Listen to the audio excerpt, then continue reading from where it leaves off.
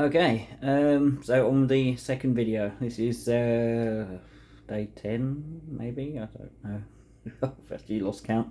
Yeah, day 10. I'm going to go with that because that sounds about right. So, how do I cut down portions easily? Because it's quite a tricky thing to do, believe it or not. Not only do you want to eat more, but yeah, you can just screw it up and accidentally eat more than you should, which makes you want to eat more later on, and yeah, vicious cycle.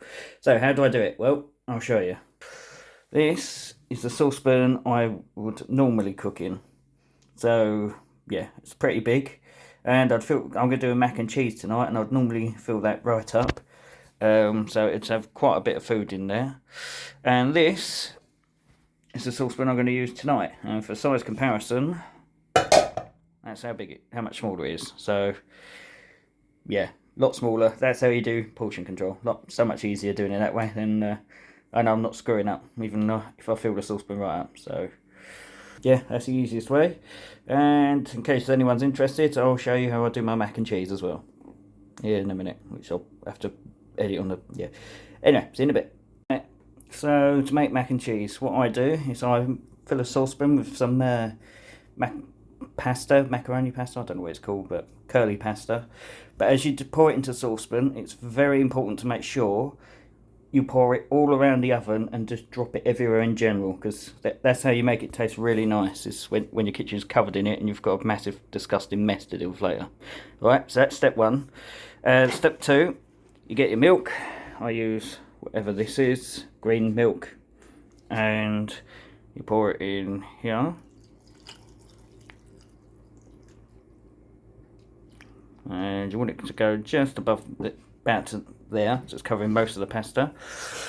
And then you turn the oven on, but you should probably clear up the disgusting mess you made first before you do that, so you don't set everything on fire. Anyway, see you in the next step. Alright, so you want your oven on, I'd say medium heat, or whatever that is. And of course by oven I mean hob.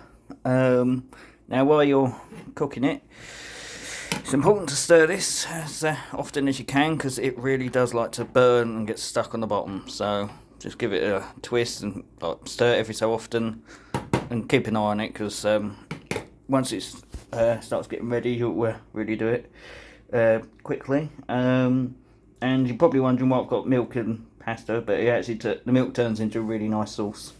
But I'll show you when we're at the next stage. Okay.